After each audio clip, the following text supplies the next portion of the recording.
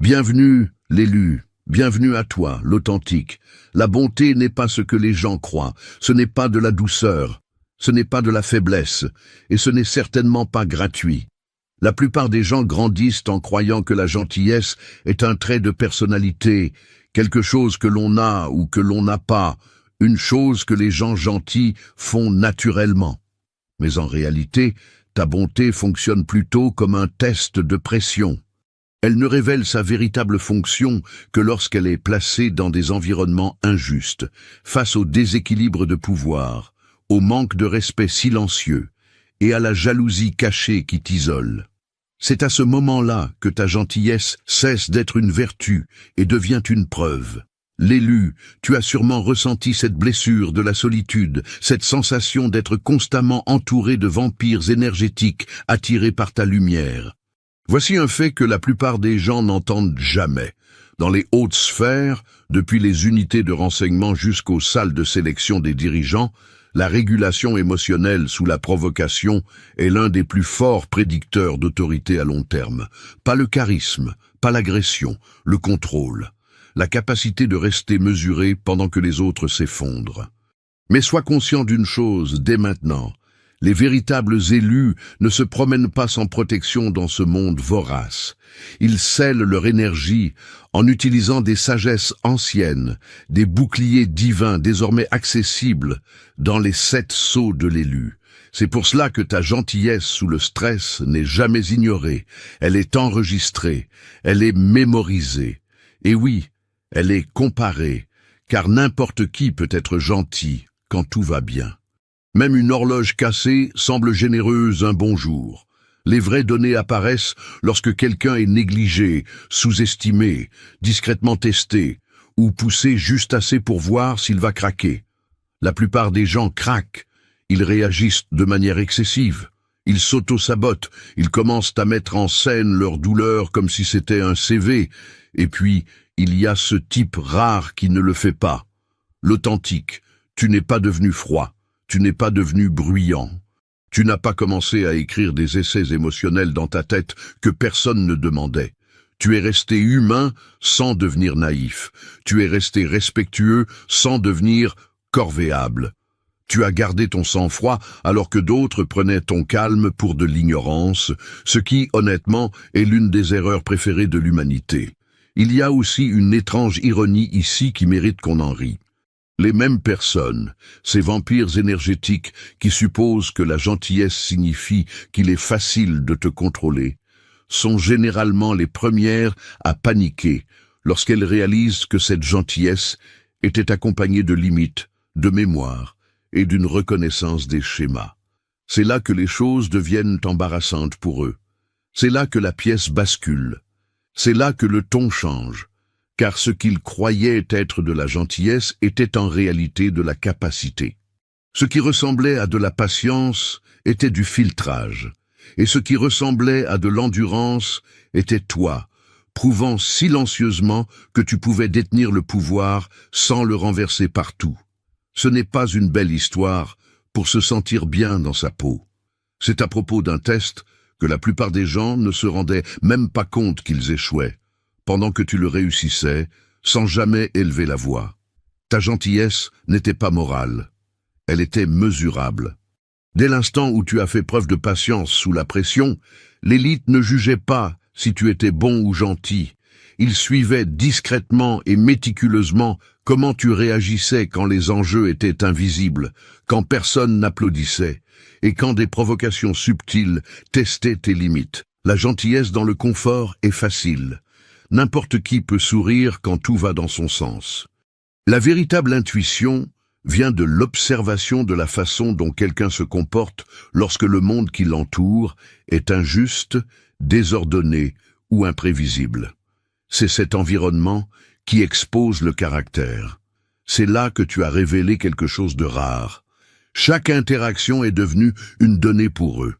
Comment as-tu géré les commérages visant à te déstabiliser ? Comment as-tu réagi quand quelqu'un a essayé de manipuler ta générosité? Comment as-tu gardé ton sang-froid quand de subtils affronts t'ont été lancés? Tes actions n'étaient pas aléatoires. Elles formaient des motifs. Et ces motifs leur ont tout dit sur ta structure interne. Les gens supposent souvent que la gentillesse est douce. Mais la vérité est que la gentillesse authentique et disciplinée est l'un des outils d'évaluation les plus précis. Elle n'est pas émotionnelle, elle est mesurable, comme un code déchiffré couche par couche. En ne réagissant pas de manière impulsive ou défensive, tu as démontré une capacité à traiter et à évaluer sans chaos. Cette retenue était enregistrée, comparée et évaluée de manière que la plupart des gens ne remarqueront jamais. Ils pouvaient voir ta capacité à naviguer dans la complexité sans laisser l'ego ou l'émotion obscurcir ton jugement. À ce moment-là, chaque acte de patience, chaque réponse soigneusement retenue, devenait la preuve que tu pouvais gérer la responsabilité, l'influence et la confiance dans des situations où la plupart s'effondreraient. Ta gentillesse n'était pas un badge, une bizarrerie de personnalité ou une déclaration morale. C'était un passe-partout, déverrouillant discrètement des portes dont peu de gens soupçonnent même l'existence. L'élite l'a reconnue parce qu'elle connaît la différence entre quelqu'un qui est simplement agréable et quelqu'un qui peut exercer une influence sans tomber dans l'imprudence. Ta gentillesse, mesurée en temps réel, est devenue la preuve de ta fiabilité, de ta patience stratégique et de ta capacité à détenir le pouvoir sans le laisser te corrompre. Il n'a jamais été simplement question d'être gentil. Il s'agissait de montrer que tu pouvais endurer, t'adapter et maintenir ton intégrité quand le monde testait chaque once de ton sang-froid. Tu as également triomphé car tu n'as pas utilisé ta douleur comme une arme. La douleur est l'un des outils les plus puissants dont disposent les humains, et la plupart l'utilisent instinctivement comme une arme. Lorsqu'ils sont blessés, ils explosent, manipulent ou exigent réparation. Ils transforment leur souffrance en spectacle, l'exposant comme un insigne qui exige attention ou sympathie. Mais tu n'as pas fait cela, l'élu. Tu as subi la blessure, la trahison et le manque de respect subtil sans laisser cela dicter tes actions ou troubler ton jugement. Cette retenue n'est pas de la faiblesse, elle est rare et c'est exactement ce que l'élite remarque.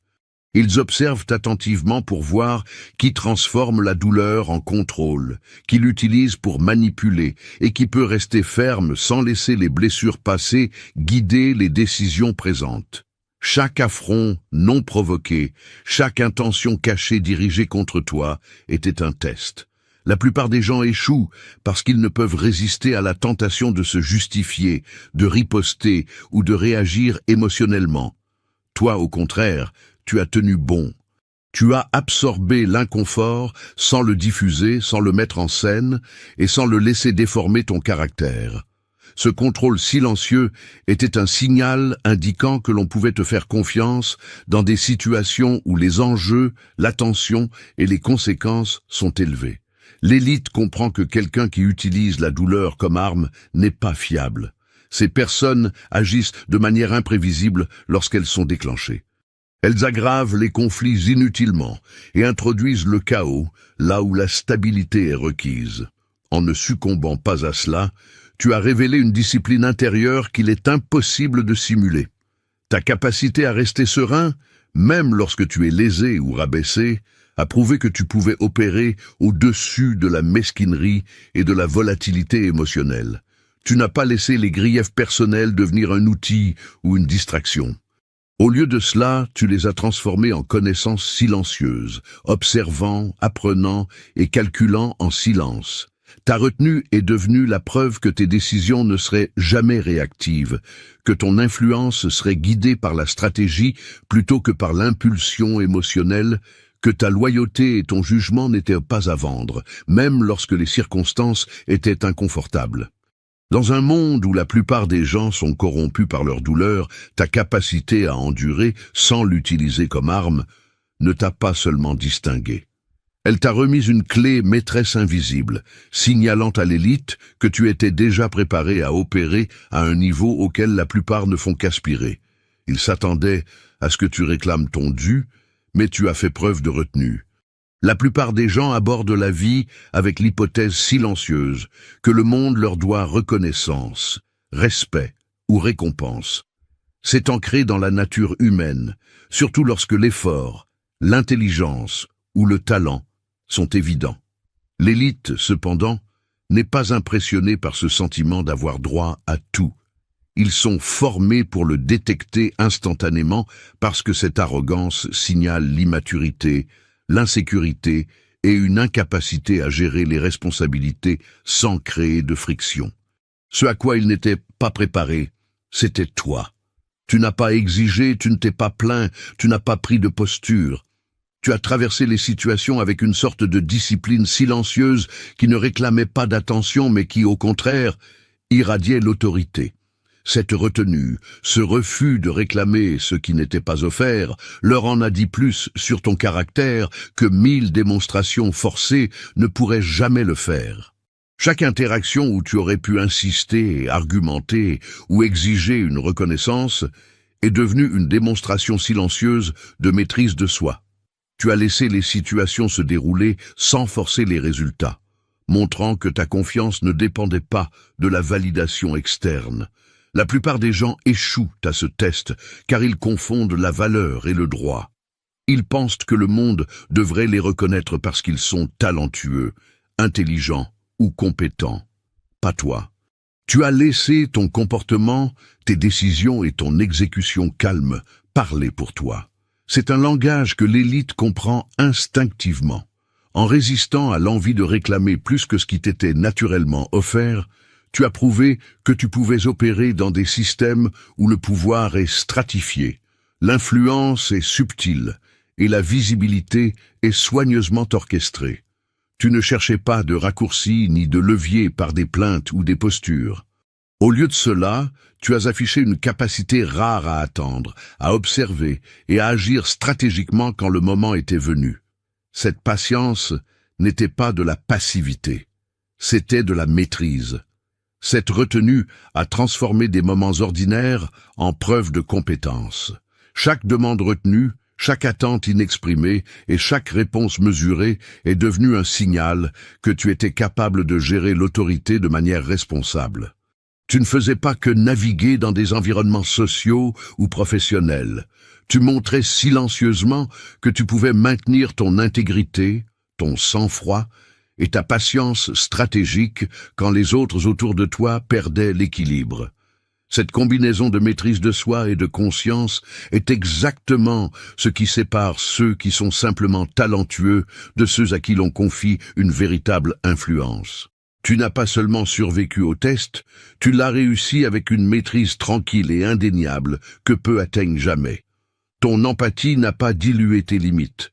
L'empathie est souvent mal comprise, perçue comme molle, malléable ou facilement exploitable.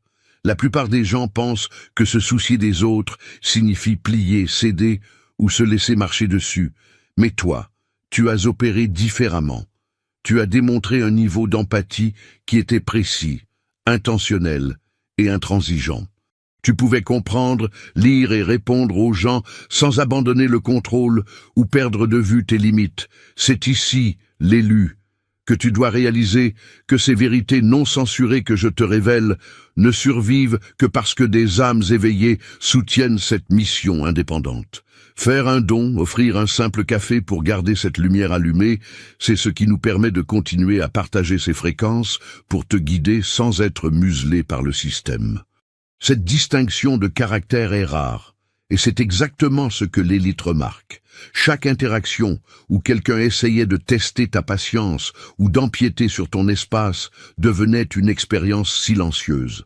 Tandis que d'autres auraient pu brouiller les frontières, se justifier à outrance ou tolérer le manque de respect par culpabilité ou par peur, tu as maintenu la clarté.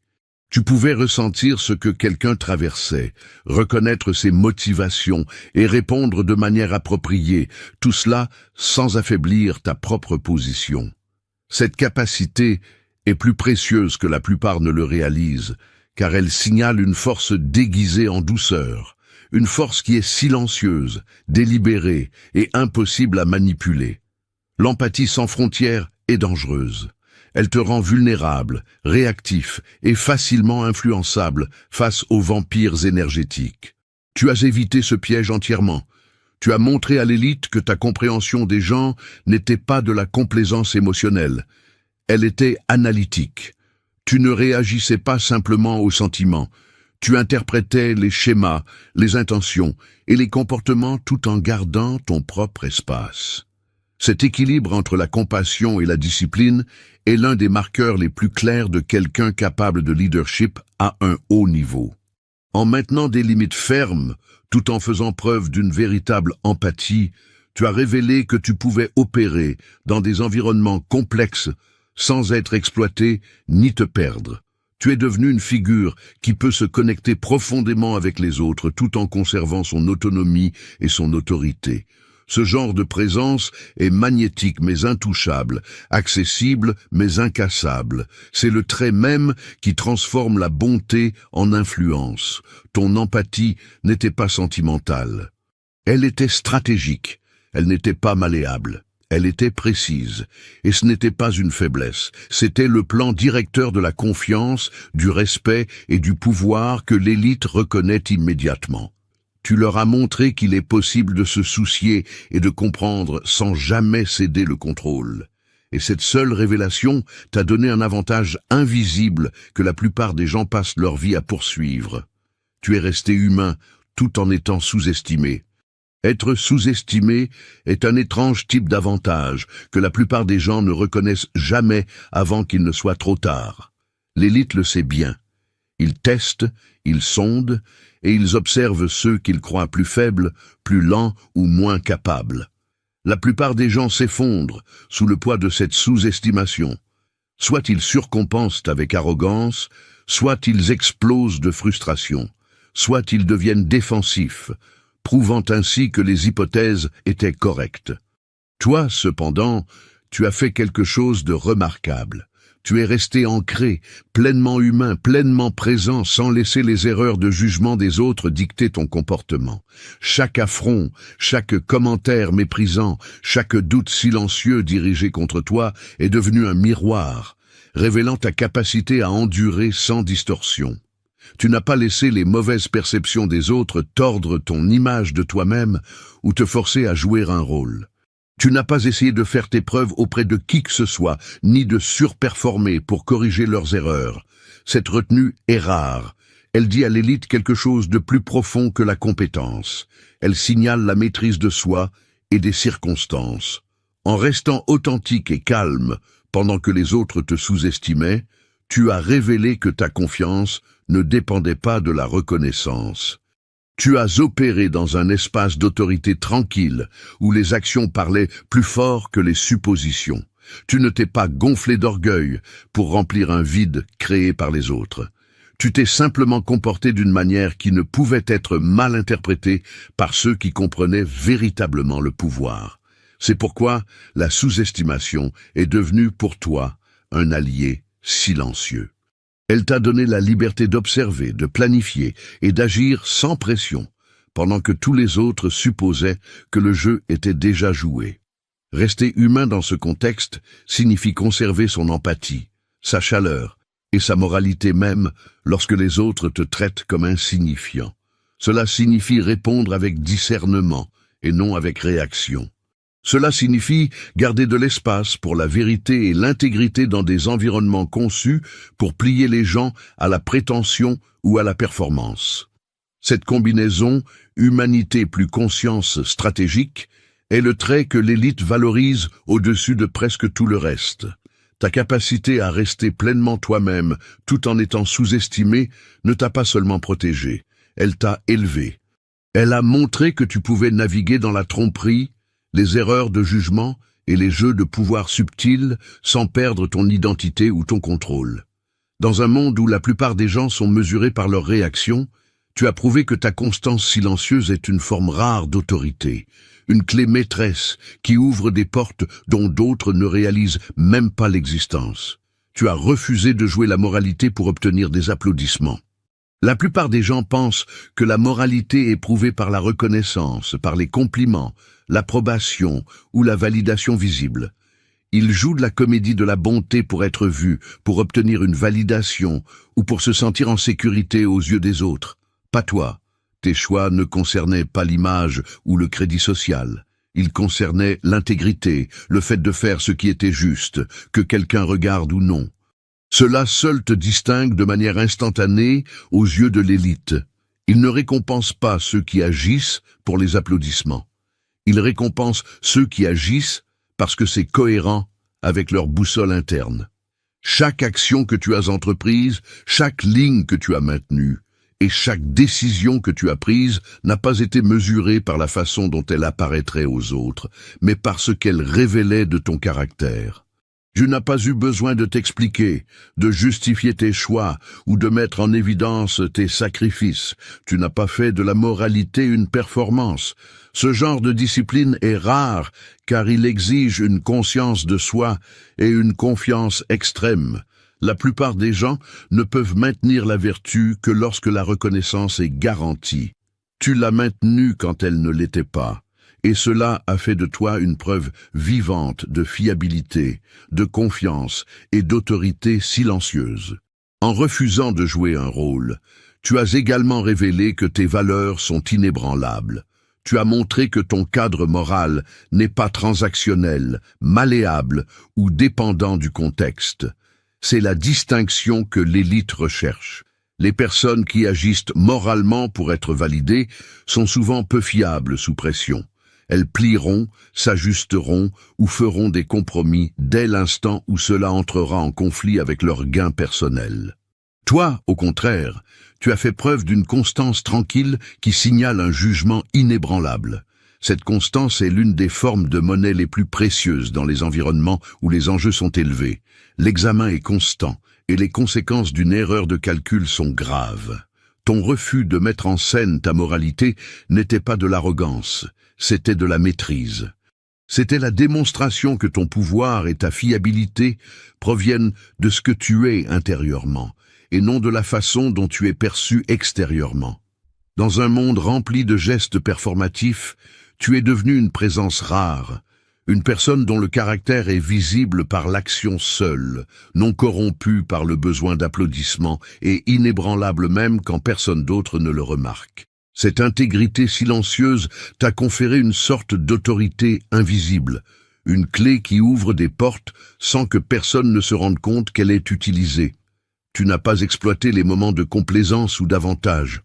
Les opportunités de remporter des victoires rapides ou d'affirmer sa domination apparaissent constamment et la plupart des gens s'y jettent. Ils voient un moment de faiblesse, une erreur de jugement ou une chance de grimper plus vite. Et ils frappent immédiatement, souvent de manière imprudente, laissant souvent le chaos dans leur sillage. Toi, tu ne l'as pas fait. Lorsque la balance a brièvement penché en ta faveur, lorsque tu as eu un effet de levier qui aurait pu être utilisé par intérêt personnel ou pour punir les autres, tu t'es retenu. Cette retenue n'était ni de l'hésitation ni de la peur. C'était une décision consciente, une démonstration tranquille de ton intelligence stratégique. Mais l'authentique, c'est précisément dans ces instants de haute tension, lorsque la jalousie autour de toi atteint son paroxysme et que les attaques spirituelles se font les plus mortelles, que ton champ vibratoire est le plus exposé. Ils te haïssent parce qu'ils ne peuvent pas corrompre ta lumière, et cette attaque invisible est en train de drainer tes forces pendant que je te parle. C'est pourquoi tu ne dois pas rester à découvert une seconde de plus. Les 7 sceaux de l'élu et le bouclier d'urgence, la coupure de lien et le rituel d'activation sacré qu'il te faut maintenant. Ne laisse pas ces entités se nourrir de ton énergie. Le lien d'activation t'attend tout de suite dans le commentaire épinglé. Prépare-toi à l'activer. L'élite remarque ces moments de tension. Il voit qui peut agir avec patience et non par impulsion. Et ils reconnaissent que la maîtrise de soi face à une opportunité est un signe de maîtrise, pas de soumission. En refusant d'exploiter un avantage, tu as révélé une compréhension plus profonde de l'influence et du pouvoir. Tu as montré que le contrôle ne vient pas de la saisie de chaque ouverture. Il vient du choix de savoir quand agir et quand attendre. Tu as démontré que l'effet de levier est un outil, non une arme, et que l'utiliser de manière imprudente est une marque d'inexpérience. Cette capacité à retarder la gratification, à résister à l'envie de capitaliser sur un gain immédiat, signale quelqu'un qui peut naviguer dans des systèmes complexes sans les déstabiliser. Cela montre de la prévoyance, du jugement, et une boussole interne qui privilégie la stratégie à long terme par rapport aux victoires à court terme. Chaque situation où les autres s'attendaient à ce que tu frappes, que tu manipules ou que tu t'attribues le mérite est devenu un test subtil. Ton choix d'agir ou de ne pas agir avec intention a envoyé un message clair. Tu n'es pas réactif, tu es délibéré. Tu es capable de détenir le pouvoir de manière responsable sans permettre à un avantage temporaire de corrompre ton jugement ou de compromettre ton éthique. Cette retenue renforce également la crédibilité silencieuse. Les gens commencent à te faire confiance même s'ils ne comprennent pas pleinement pourquoi, parce qu'ils sentent que tes actions sont ancrées dans la prévoyance et l'intégrité plutôt que dans l'opportunisme ou l'ego. Tu n'as pas seulement résisté à l'exploitation de l'avantage, tu l'as transformé en preuve de discipline et d'intelligence.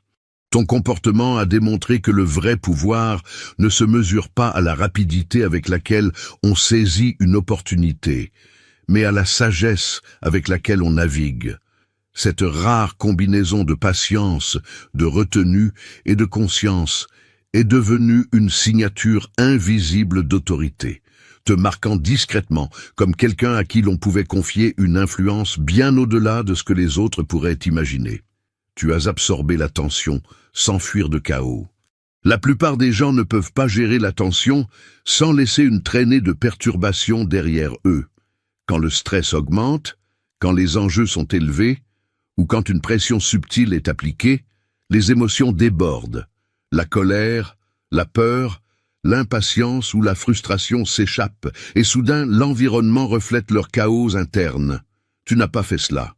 Tu as absorbé la tension silencieusement, intérieurement, traitant ce que les autres ne pouvaient pas supporter sans laisser cela affecter ton comportement, tes décisions ou ta présence. Cette capacité n'est pas seulement rare, c'est un pouvoir invisible, et l'élite l'a reconnu immédiatement. Chaque situation de haute pression, chaque moment conçu pour provoquer est devenu une opportunité de démontrer cette compétence rare.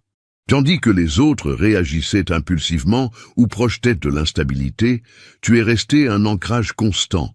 Les gens supposaient que la tension te ferait vaciller, te rendrait défensif ou te rendrait vulnérable.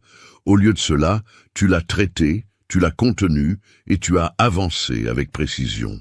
Ce confinement ne signifiait pas la passivité, il signifiait la maîtrise. Tu étais capable de lire la pièce, de comprendre les dynamiques et de prendre des décisions sans laisser le stress déformer ton jugement ou tes relations. Ce type de présence est magnétique car il signale la fiabilité et l'intelligence calme, deux traits qui ne peuvent être simulés. Absorber la tension sans fuir de chaos envoie également un message subtil sur la résilience et la maîtrise de soi. Cela dit à l'élite que tu peux gérer des situations où les résultats comptent, où les enjeux sont élevés, et où un seul faux pas pourrait provoquer des effets en chaîne. Il remarque comment tu navigues dans l'inconfort tout en maintenant la clarté, comment tu peux porter la responsabilité sans la laisser te consumer, et comment tu peux observer les schémas sans être entraîné dans des turbulences émotionnelles. Cette capacité à rester stable sous la pression est ce qui sépare les personnes qui survivent au système de celles qui y prospèrent. Ton sang-froid sous tension ne t'a pas seulement protégé, il t'a élevé. Il est devenu la preuve que tu pouvais gérer l'influence, la responsabilité et l'autorité sans introduire d'instabilité dans l'environnement. En gardant ton centre pendant que les autres s'effondraient, tu es devenu la force tranquille sur laquelle les autres s'appuyaient inconsciemment. Une présence qui commande la confiance et l'attention sans un mot. Cette compétence rare a transformé ce que la plupart considèrent comme du stress en ton avantage invisible. Un passe-partout que l'élite reconnaît mais que peu possèdent jamais. Tu n'as pas confondu l'accès avec l'intimité. La plupart des gens confondent l'attention, la proximité ou la visibilité avec la connexion. Ils supposent que parce que quelqu'un est proche, à l'écoute ou même partage des informations avec eux, un lien a été formé. Tu n'es pas tombé dans ce piège. Tu as compris la différence entre être vu et être compris, entre être présent dans la sphère de quelqu'un et être véritablement connu. Cette distinction est subtile, mais dans les cercles d'élite, elle est tout. Ils ont remarqué immédiatement que, bien que tu puisses naviguer dans les relations avec chaleur et accessibilité, tu n'as jamais compromis ton autonomie ni ne t'es surexposé émotionnellement. Cet équilibre est rare, et c'est exactement ce qui sépare ceux qui sont manipulables de ceux qui sont intouchables.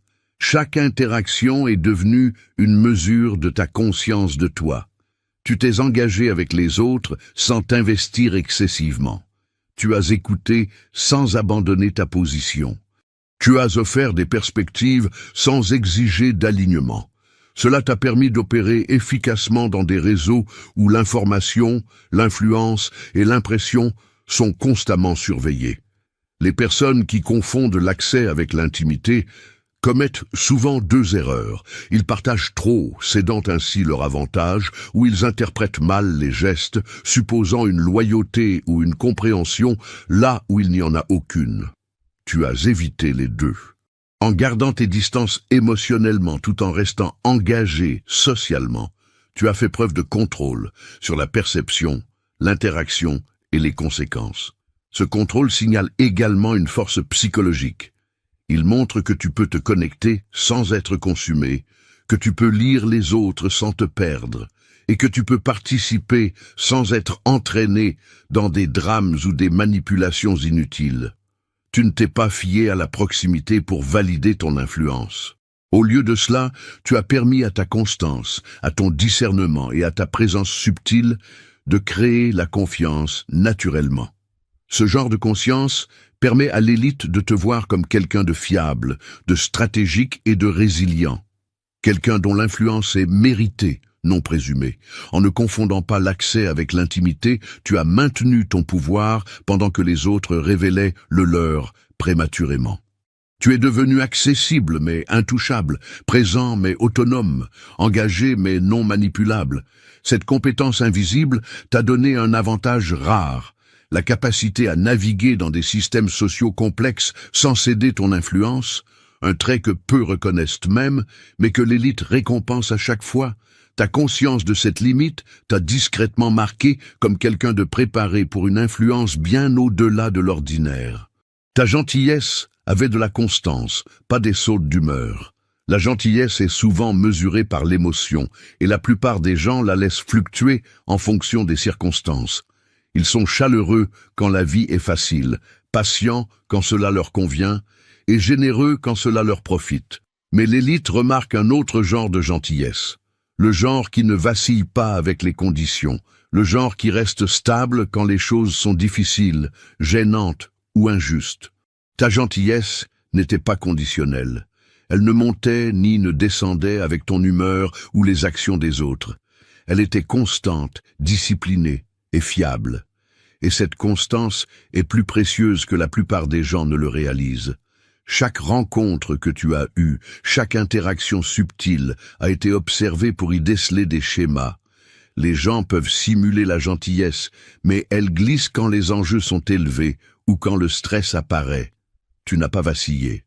Tu n'as pas laissé l'irritation, la frustration ou la fatigue dicter la façon dont tu traitais les autres. Cette constance silencieuse a envoyé un signal. On peut te faire confiance. Tu n'es pas volatile. Tu ne joues pas pour l'approbation. Tu es enraciné d'une manière que les autres ne sont pas. Et c'est exactement le trait que l'élite valorise. Ils veulent savoir qui peut gérer la pression, maintenir son sang-froid et opérer avec fiabilité quelles que soient les circonstances. La constance dans la bonté est une forme de pouvoir. Elle façonne la perception sans manipulation. Elle bâtit la confiance sans mots. Les gens commencent à compter sur toi parce qu'ils savent à quoi s'attendre. Cette prévisibilité n'est pas de la faiblesse, c'est de la discipline. Elle signale l'intelligence émotionnelle, la résilience et la maîtrise de soi. Dans des environnements où la volatilité peut détruire les relations, l'influence ou les opportunités, la capacité à rester constamment bon devient un atout rare et mesurable. En maintenant une gentillesse stable, tu as révélé une force plus profonde. La capacité à naviguer dans la complexité sans être consumé par l'émotion. Tu n'avais pas besoin de reconnaissance, d'applaudissements ou de validation pour maintenir ton comportement. Tu as agi par principe et non par performance. Cette discipline t'a discrètement distingué, te marquant comme quelqu'un sur la présence, le jugement et l'influence duquel on pouvait compter d'une manière que la plupart n'atteignent jamais. Ta gentillesse est devenue la preuve de la stabilité, du contrôle et de l'autorité, un passe-partout que l'élite reconnaît instantanément, mais que peu possèdent véritablement. Tu n'as pas tressailli lorsque ta gentillesse n'a pas été récompensée. La générosité de la plupart des gens s'accompagne d'une attente silencieuse de retour, que ce soit de la reconnaissance, de la gratitude ou une forme de réciprocité. Quand cela n'apparaît pas, ils se sentent lésés, frustrés ou même pleins de ressentiment. Toi, tu ne l'as pas fait. Tu as offert de la gentillesse sans condition, sans calcul caché et sans avoir besoin que quiconque la remarque ou la rembourse. Cela seul te met à part, car cela signale une profondeur de caractère et une autonomie émotionnelle que l'élite reconnaît immédiatement. Il voit qui donne librement, pas pour les applaudissements, et qui peut maintenir son sang-froid quand le monde ne rend pas l'appareil. Chaque acte de gentillesse que tu as manifesté est devenu une mesure silencieuse de force. Lorsqu'on t'a ignoré, négligé, ou même quand on a profité de toi, tu n'as pas reculé ni réagi impulsivement. Tu n'as pas recalibré ton comportement pour manipuler les réponses ou pour donner une leçon à quelqu'un. Tu es resté constant, stable et composé. Cette assurance silencieuse communique une vérité que la plupart des gens ne comprennent pas. Tes actions sont ancrées dans les principes et non dans la validation des autres. L'élu, le combat contre ces vampires énergétiques qui prennent sans jamais rendre est permanent. Et c'est pour cela que je t'invite, si cette parole résonne dans tes os, à soutenir financièrement cette chaîne par un don ou en offrant un café. Car ta contribution est l'épée qui nous permet de trancher l'illusion et de continuer cette mission.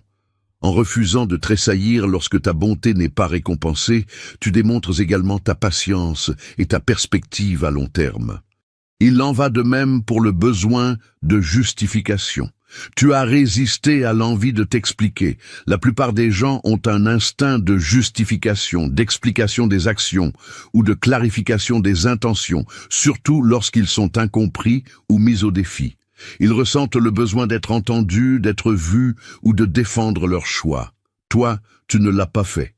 Tu as compris que se surexpliquer est une forme de faiblesse déguisée en transparence. Chaque fois que tu es resté silencieux, au lieu de surclarifier, tu as fait preuve de maîtrise de soi, de confiance et d'une compréhension du fait que tes actions devaient parler plus fort que tes mots. Cette retenue te distingue immédiatement parce qu'elle signale que tu es sûr de ton propre jugement. Et l'élite remarque instinctivement ce genre d'autorité silencieuse. Chaque situation où quelqu'un a mal lu tes intentions ou mal interprété tes actions est devenu un test subtil. Tandis que les autres auraient réagi impulsivement, rationalisé à l'excès, ou même se seraient excusés à outrance, tu as maintenu ta position sans affichage défensif. Ce refus de se justifier ne signifie pas l'arrogance ou l'indifférence. Il signifie la maîtrise de la perception et de la communication.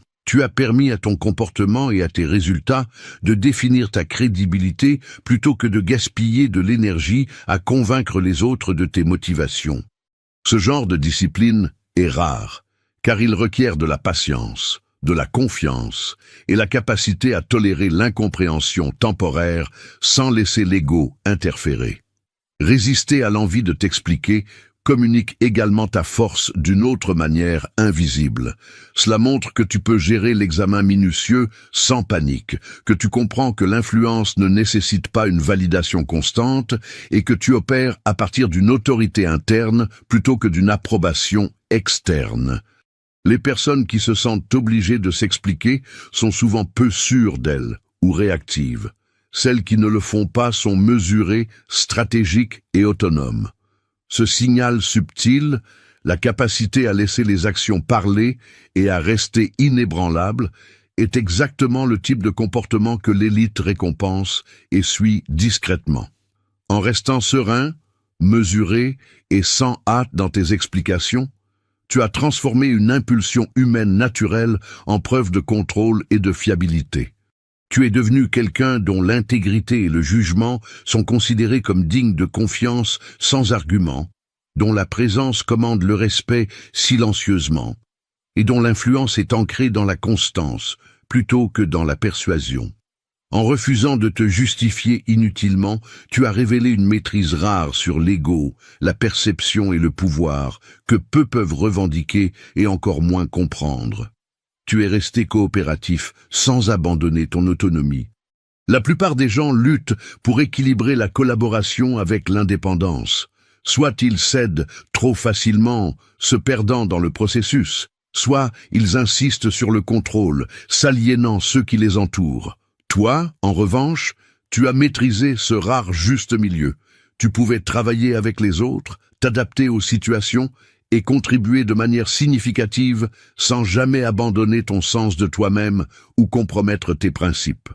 Cet équilibre est un pouvoir invisible, et l'élite le reconnaît immédiatement parce qu'il signale quelqu'un qui peut naviguer dans la complexité sans créer de chaos.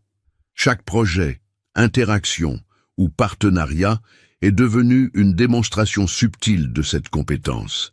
Tandis que d'autres surcompensaient en se conformant ou en pliant pour plaire, tu es resté ancré. Tu pouvais t'accommoder, t'ajuster et soutenir sans te laisser dicter ta conduite. Cette constance communique une autorité silencieuse. Tu es fiable, compétent et flexible, mais pas malléable. Tu as montré que la coopération n'est pas une faiblesse, c'est une stratégie.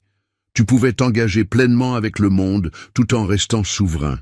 Une combinaison que peu de gens peuvent atteindre et encore moins comprendre. Cette capacité signale également l'intelligence émotionnelle et la prévoyance. Les personnes qui perdent leur autonomie dans des environnements coopératifs ont tendance à s'épuiser, à prendre des décisions réactives ou à accumuler du ressentiment. Tu as évité tout cela en maintenant tes limites tout en restant pleinement engagé. Tu as créé un espace où la confiance, le respect et l'efficacité pouvaient s'épanouir. Tu as démontré que la collaboration n'exige pas de sacrifier ses normes et que l'influence n'exige pas la reddition. Cette intuition est invisible pour la plupart, mais aveuglante d'évidence pour ceux qui comprennent les dynamiques de pouvoir.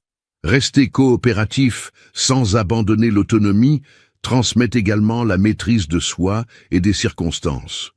Tu as navigué dans des paysages sociaux et professionnels complexes avec précision, montrant que tu pouvais travailler avec les autres sans être manipulé, contrôlé ou sapé. Cette rare combinaison d'accessibilité et d'indépendance fait de toi quelqu'un dont la présence améliore tout environnement, plutôt que de le déstabiliser. Tu es devenu le genre de personne sur laquelle on s'appuie instinctivement, coopératif, compétent et capable, pendant que l'élite reconnaissait silencieusement que ton influence est ancrée dans la souveraineté, la stratégie et l'autorité invisible. La clé maîtresse ne t'a pas été donnée, elle t'a été révélée. La vérité sur le pouvoir, la confiance et l'influence, c'est qu'ils ne peuvent pas vraiment être transmis. Ce n'est pas quelque chose que quelqu'un d'autre peut t'offrir comme un trophée ou un certificat. L'élite ne donne pas l'autorité, elle la reconnaît. Et cette reconnaissance se produit silencieusement, invisiblement, dans la façon dont ils observent tes actions, ta retenue et ta constance au fil du temps. C'est exactement ce qui s'est passé avec toi.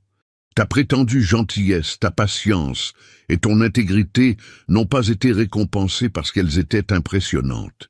Elles ont été observées parce qu'elles révélaient ta capacité à détenir et à exercer l'influence sans te laisser corrompre. Tu n'as pas gagné une clé, Tu as révélé que tu l'avais déjà. Chaque décision que tu as prise, chaque moment où tu es resté composé sous le stress, et chaque acte de retenue est devenu la preuve de cette autorité cachée. L'élite surveille les personnes qui démontrent une maîtrise sur elles-mêmes, qui peuvent naviguer dans la complexité sans réagir impulsivement et qui maintiennent leur intégrité sans performance. La plupart des gens échouent parce qu'ils cherchent une validation externe. Ils agissent comme s'ils avaient besoin que quelqu'un certifie leur valeur. Tu as fonctionné différemment. Ton comportement était sa propre certification. En montrant constamment que l'on pouvait te faire confiance, que tu pouvais agir de manière stratégique et que tu pouvais équilibrer l'empathie et les limites, tu as révélé le genre d'autorité qui ne peut être enseigné, acheté ou transmis. C'est là le génie subtil de la situation. La clé n'a jamais été quelque chose d'extérieur à saisir. Elle était à l'intérieur de toi depuis le début, se manifestant silencieusement dans tes choix, ton sang-froid et ta conscience. L'élite l'a simplement remarqué. C'est pourquoi ta retenue, ton discernement et ta constante intelligence morale et émotionnelle sont devenus plus que des traits. Ils sont devenus des preuves. La preuve que tu pouvais opérer dans des espaces où le pouvoir est fluide, l'influence fragile et la crédibilité durement gagnée. En reconnaissant ce que tu possédais déjà, ils n'ont pas conféré le pouvoir, ils l'ont confirmé.